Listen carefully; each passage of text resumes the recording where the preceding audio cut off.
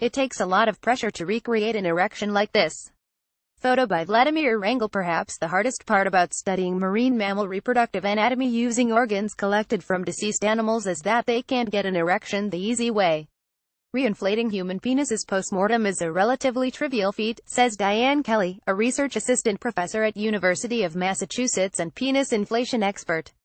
Like most mammals, human penises are mostly fleshy, with lots of vascular space for blood to flow into to make the flaccid structure rigid with turgor pressure. But whale and dolphin penises are a lot tougher, quite literally. It's actually a real challenge to artificially inflate cetacean penises, she told me. Yes, the size makes things difficult. It takes a lot more saline to fill a large penis than a small one, but it's more than that. They have what's called a fibroelastic penis, she explained, which means their penile tissue contains a lot of collagen, and it makes the penis, even when flaccid, very stiff and less extensible. Finding a way to around this hard problem is a large part of why Dara Orbach and Patricia Brennan brought Kelly onto the project. The goal to make the first 3D CT scans of simulated intercourse of any marine mammal species using real, post-mortem genitalia, scans that were just published in a paper in Proceedings of the Royal Society. B. Orbach, a postdoctoral fellow at Dalhousie University and research associate at Mount Holyoke College, had the vaginas ready. She already knew that marine mammal vaginas are far more complex than anyone has given them credit for, lots of labyrinthine pockets, folds, and twists, which Orbach suspects may help females control paternity. But as I started dissecting more and more reproductive tracts and looking at this amazing level of vaginal variability which had never been documented before, I realized this probably somehow co-evolved with the penis, said Orbach. That meant, to understand the animal's vaginas, she needed their corresponding penises to see how they fit together during intercourse.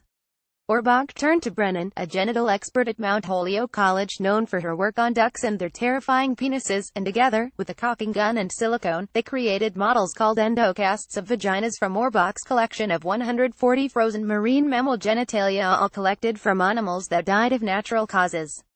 Then they brought on Kelly for her penile inflation expertise. Most of what I have done are really small, armadillos, rats and mice, voles, and other small things, where you just have to have a little syringe and a teeny bit of pressure and you get your erect morphology very quickly, Kelly explained. The cetacean dongs were another matter altogether. We're not talking hand-sized, we're talking arm-sized, depending on the species, Orbach added. We did a killer whale, which was bigger than the table.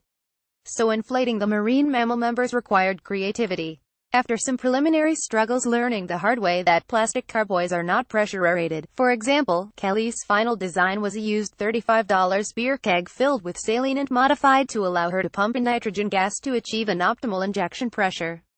That did the trick, she said. Blue and green marine mammal vaginal endocasts and their corresponding artificially inflated penises aligned to show the penetrant portions. Modified from Figure 1 of Orbach et al., 2017. Once pumped full of fluid, the penises were tied off and soaked in formalin to ensure they'd retain their engorged shape. Then, it was time to make the magic happen.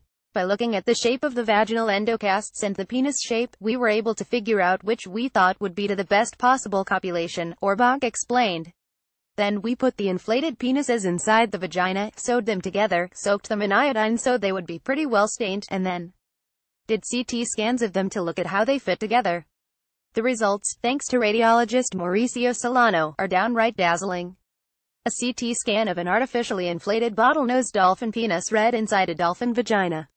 Image from Figure 2 of Orbach et al., 2017. In total, they were able to simulate intercourse for 4 species of marine mammals: harbor porpoises, Phocoina, common bottlenose dolphins, Tursiops truncatus, short-beaked common dolphins, Delphinus delphis, and harbor seals, Phoca vatulina. Those were the only species they had high-quality male and female reproductive organs for. Sadly, they did not have an intact orca vagina to pair with the larger than table-sized penis. They were also able to create digital 3D models of the penises and vaginas and simulate various rotations and positions to determine the deepest penetration possible. The differences in reproductive anatomy between the species were impressive. Harbor porpoises, despite being the smallest species by body size, had the largest penises. An erect harbor porpoise penis goes up to its chin, or where its chin would be if it were not a marine mammal, Kelly said. And their vaginas are the most complex of the 4, with a whole bunch of spiraling folds, Orbach explained, which just keep twisting around, a little bit like a corkscrew. But the really fascinating part was that the scans revealed how vaginal complexity could limit penile penetration. This confirmed there is this antagonistic coevolution, said Orbach. That suggests that the folds allow the animals to control paternity, although further analyses will be needed to confirm that hypothesis. When it comes down to it, we know very little about the mating of marine mammals, especially cetaceans.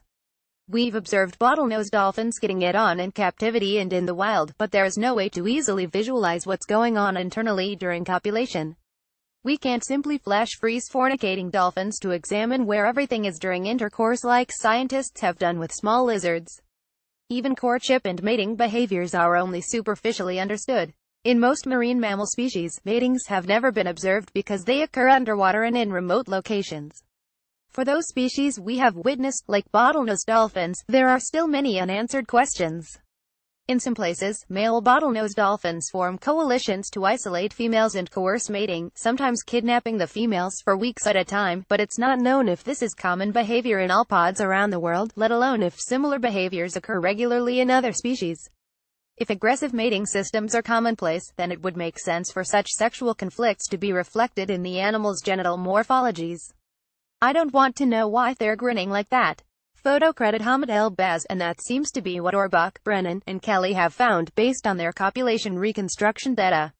If the female doesn't want to mate with a male, she may be able to subtly shift her body slightly to the left or the right, so the penis is not at an optimum angle, which means that it will get caught in one of these vaginal folds earlier on, so then when the sperm is ejaculated it would have a longer distance to travel to fertilize the egg, Orbach explained. So by subtle body positioning, the female might be able to control which males are more or less likely to fertilize. The trio hopes to look at more species, including various ungulates, distant cousins of whales and dolphins. I had the opportunity to dissect a hippo penis a while back, and it was amazing how much it looked like a pygmy sperm whale, Orbach recounted. I'm really curious about how the different environments have affected penis morphology, and how much relates to a shared history, because in most animals we know that genitalia are one of the most rapidly evolving characteristics. They're also considering using the endocasts to make biomimetic vaginas, essentially fleshlights for dolphins and other marine species, to hopefully improve artificial insemination procedures. Captive breeding facilities can help boost dwindling numbers for threatened or endangered species, and artificial insemination is sometimes needed to ensure animals reproduce safely and in a way that bolsters genetic diversity. Something that would mimic real vagina, in terms of having certain structures that would touch the penis or feel more natural, perhaps could induce a better quality ejaculate. One thing is for certain, the team is far from done working with large mammal reproductive organs. This is the first step in what will hopefully be a pretty long research program, Kelly said, smiling. Citation Orbach et al., 2017. Genital interactions during simulated copulation among marine mammals. Proc. R. SOC. B 20171265. doi 10.1098 RSPB.2017.1265 categorized under evolution. More science. Select. Top posts more about cetaceans, marine mammals, reproduction, sex.